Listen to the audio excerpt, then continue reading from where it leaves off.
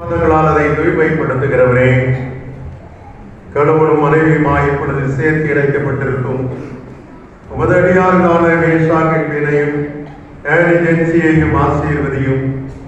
ஒருவர் வாரத்தை ஒருவர் சுமந்து, ஒருவர் மகிழ்ச்சியை ஒருவர் பகிர்ந்து, தங்கள் வீட்டின் கடமைகளை சேர்ந்து நிறைவேற்றி அன்பிலும் உம்முடைய வார்த்தைக்கு கீழ்ப்படிவதிலும் இவர்கள் எப்பொழுதும் ஒருவருக்கொருவர் உண்மையுள்ளவர்களாயிருக்க இவர்களுக்கு அருள் புரிய வேண்டும் என்று எங்கள் ஆண்டவர் இயேசு கிறிஸ்து மூலமாய் வேண்டிக் கொள்ளுகிறோம்.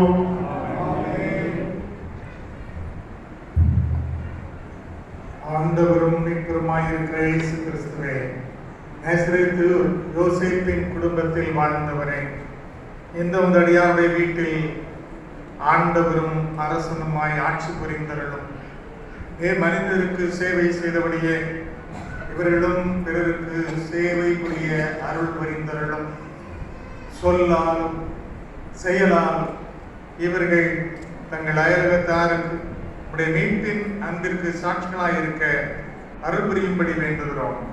பிதாவோடும் தூய ஆவியானவரோடும் ஒரே கடவுளாக என்னென்னும் வாழ்ந்து அரசாளுகிற அது பரிசுத்த நாமத்தில் வேண்டிக் கொள்கிறோம். சமாதானத்தோட உலகத்திற்கு புறப்பட்டு போங்கள், திட மனதாயிருங்கள், நன்மையானவர்களை பற்றிக் கொள்ளுங்கள், யாருக்காயிலும் தீமைக்கு தீமை செய்யாதிருங்கள், சோர்ந்து அவர்களை பலப்படுத்துங்கள், பலவீனரை தாங்குங்கள், துன்பப்படுவர்களுக்கு உதவி புரியுங்கள், எல்லா மனிதரையும் கனம் பண்ணுங்கள், பரிசுத்த ஆவியின் வல்லமையில் சந்தோஷித்து ஆண்டவரில் அன்பு கூர்ந்து அவரையே சேவிப்பீர்களாக. பிதா குமாரன் பரிசுத்தாவியுமாகிய சர்வ வல்லமை பொருந்திய தேவனுடைய ஆசீர்வாதம் உங்கள் மேல் தங்கி என்றென்று உங்களோட நிலைத்திருக்க கடவுது.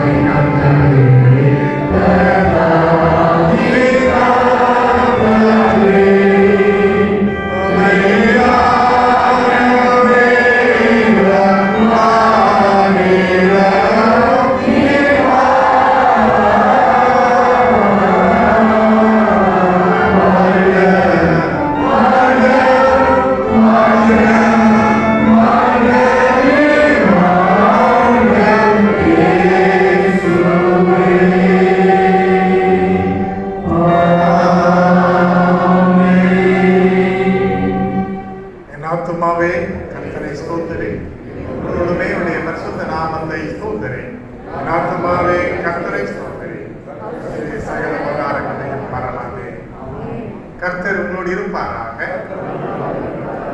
தெய்வ சமாதானத்தோட போக